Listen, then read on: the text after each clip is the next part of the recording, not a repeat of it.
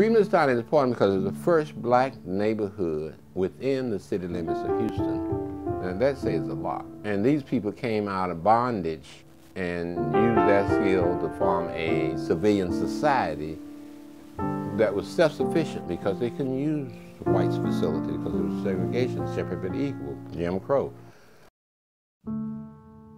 This street is the first street that was paved in Freedmanstown. Notice the unique pattern here. There was a West African tribe, Abua tribe or something like that, I remember the name correctly, that used to draw patterns on the ground and do their religious ceremony where the living would meet the dead.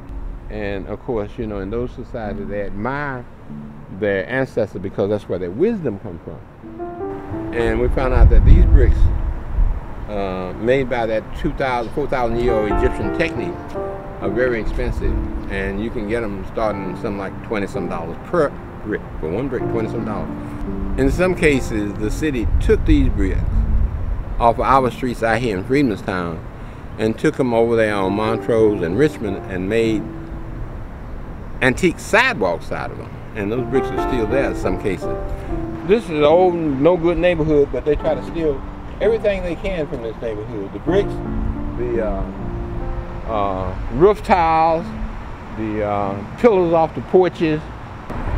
And this was a nice level street until 2005 when they started building all of this stuff and making connections to all of these buildings. They removed many of the bricks to make the connection, but when they made the connection, they didn't put the bricks back. In cases where bricks are there, they are essentially just put there and no real effort to put them there the way they were there originally. And as a result, it's almost like a cancer just eating them up and destroying them. These are some nearly 100-year-old houses built by formerly enslaved Africans. They lived in from 1914 to 2005. And at 2005, the city closed this business down. The owner had renters in there. The city closed them down. And then the mayor of the city real estate department come back and try to buy them from it. And the folks got upset about that.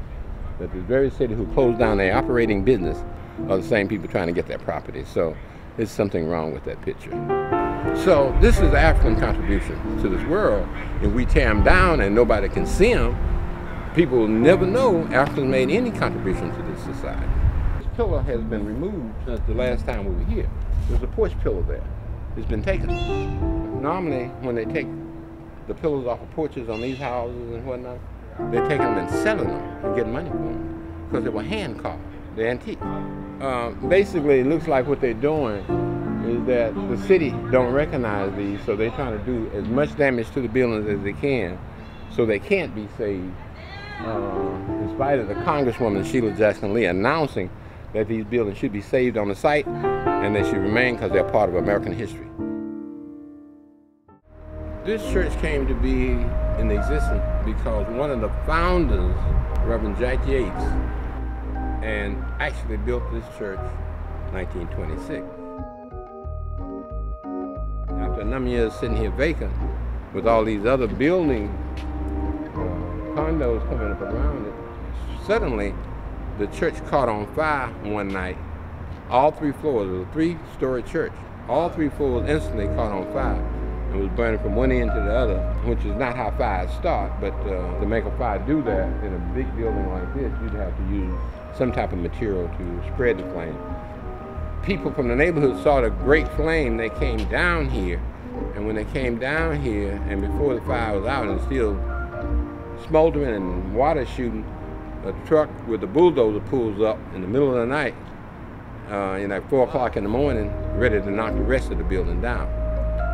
And people said no and started calling media, politicians, and all of that, and that stopped them.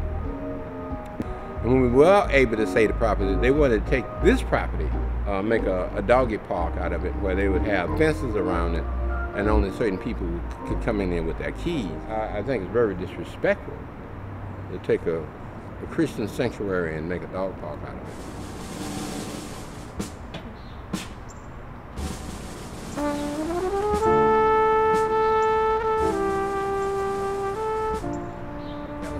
Allen Parkway Village was built on the cemetery.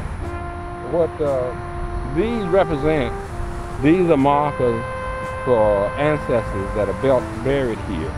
They dug them on the west side of Allen Parkway Village housing project, brought them over here, and just stuck them in the ground with numbers, and no significance to the numbers except to go from 1 until all the way into 480 something. This is a reburial of those ancestors from the west side of the project that they moved.